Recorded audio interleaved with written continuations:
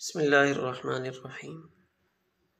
احادیث مبارکہ میں کچھ اعمال کے فضائل کا تذکرہ ملتا ہے، یعنی اللہ کی طرف سے کچھ اعمال پہ خصوصی انعامات وہ بندوں کو عطا کیے جاتے ہیں۔ اس کی تھوڑی سی وضاحت مقصود ہے۔ مثال کے طور پہ ترمذی شریف میں حدیث پاک ہے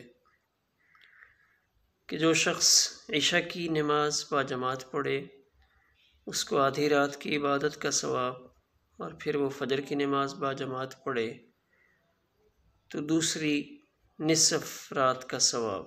گویا کہ جو یہ دو نمازیں با جماعت پڑھتا ہے اس کو پوری رات عبادت کا ثواب ملتا ہے۔ اس ثواب سے کیا مراد ہے؟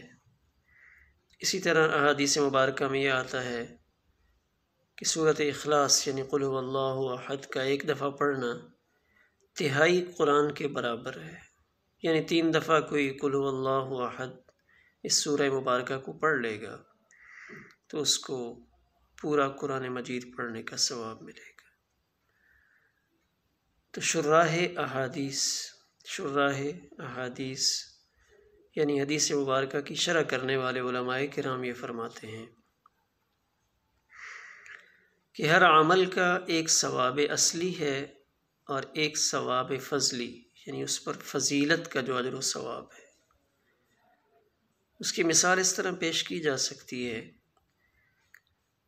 مثال کے طور پہ استاد کلاس میں اپنے 2 شاگردوں کو کہتا ہے کہ ساری کلاس میں 5 لڈو سب کو تقسیم کر دیں۔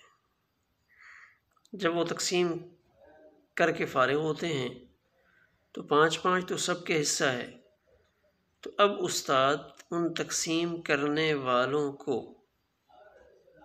5 کے بجائے 10 لڈو ان دونوں طالب علموں کو دے دیتا ہے۔ تو اب اس میں سے 5 اصلی ہیں، یعنی ان کا حق ہے جو سب کلاس کو ملے، اور 2 ان کو ان کی اس خدمت کی وجہ سے اضافی انعام کے طور پہ دیا گیا ہے۔ تو یہ ہم سمجھ سکتے ہیں کہ فضیلت والا ثواب یہ وہ جو اضافی انعام ملا ہے۔ تو اب رات کی عبادت جو کرنے والا ہے، اب اس نے اگرچہ تہجد کی نماز ادا نہیں کی تو اب اس کو تہجد کی فضیلت والا ثواب اس حدیث مبارکہ کی روشنی میں ملے گا۔ لیکن ایک آدمی عشاء کی نماز با جماعت پڑھتا ہے، فجر بھی با جماعت پڑھتا ہے، اور درمیان میں اللہ کی توفیق سے اٹھ کر وہ تہجد کی نماز بھی ادا کرتا ہے، تو اب اس شخص کو تہجد کی نماز کا اصلی ثواب بھی ملے گا اور فضلی ثواب بھی ملے گا۔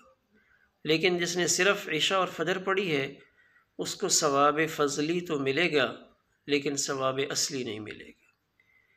اسی طرح کوئی شخص سورۃ اخلاص وہ ایک دفعہ پڑھتا ہے تو اس کو تہائی قرآن مجید کا اجر و ثواب ملے گا، لیکن جو شخص 10 پارے قرآن پاک کی تلاوت کرے تو اس کو ثواب اصلی بھی ملے گا اور ثواب فضلی بھی ملے گا۔